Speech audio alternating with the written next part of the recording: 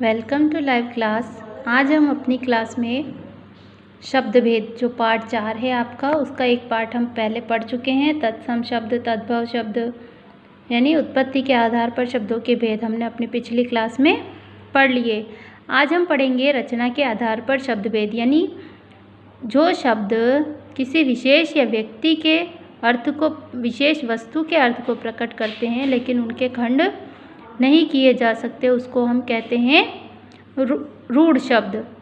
ठीक है, रचना के आधार पर पहला शब्द का भेद है रूढ़ शब्द, और ऐसे शब्द जिनके हम खंड ना कर सके, उनको तोड़ ना सके, वो कहलाते हैं रूढ़ शब्द। जैसे शिक्षा, इनको अगर हम अलग कर दें तो इनका अपना कोई अर्थ नहीं रहता है।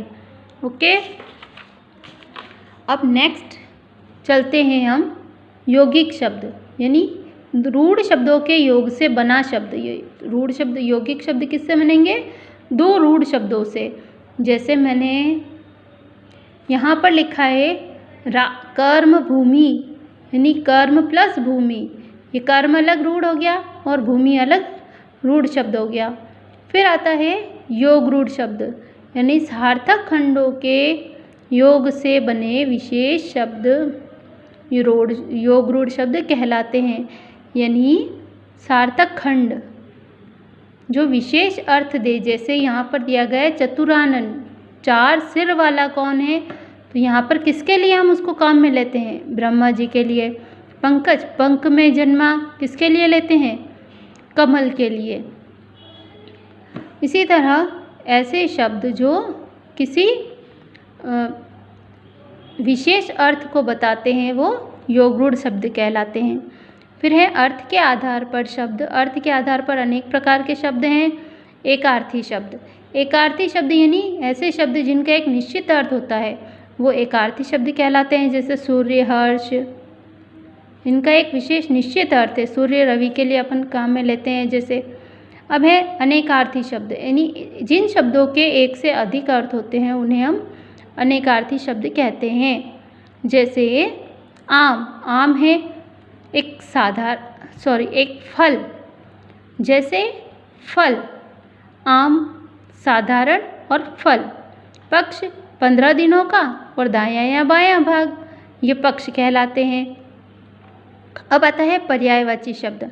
लगभग समान अर्थ देने वाले जो शब्द होते हैं वो पर्यायवाची शब्द कहलाते हैं। जैसे रास्ता, रास्ता को हम और क्या कहते हैं? मार्ग और पथ, लेकिन इनका प्रयोग हम वाक्य की आवश्यकता के अनुसार करते हैं।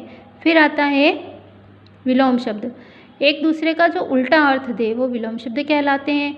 जैसे समता, विषमता, ये दोनों एक दूसरे के विपरीत हैं। तीव्र, मंदिग्ध, त्याग, ग्रहण, ये सब एक दूसरे के विपरीत शब्द हैं।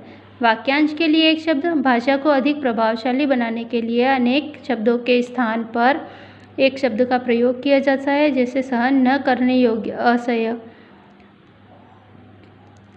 जो राजनीति से संबंध रखता है वो राजनीतिक।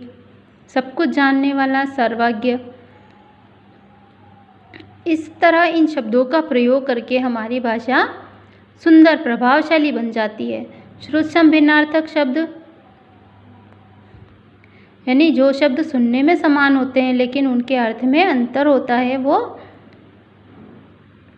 श्रुतसम भिन्नार्थक शब्द कहलाते हैं। जैसे कटी, कटी का है कमर। अब जब यहाँ कटी होती है तो काटी हुई हो जाती है। गृह और ग्रह, गृह यानी घर, ग्रह यानी नक्षत्र। ओके, अब आते हैं प्रयोग के आधार पर। प्रयोग के आधार पर जो शब्द होते हैं वो दो प्रकार के हैं, विकारी शब्द और अविकारी शब्द। विकारी शब्द जिनके रूप लिंग, वचन या कारक के अनुसार, काल के अनुसार बदल जाते हैं वो कहलाते हैं विकारी शब्द।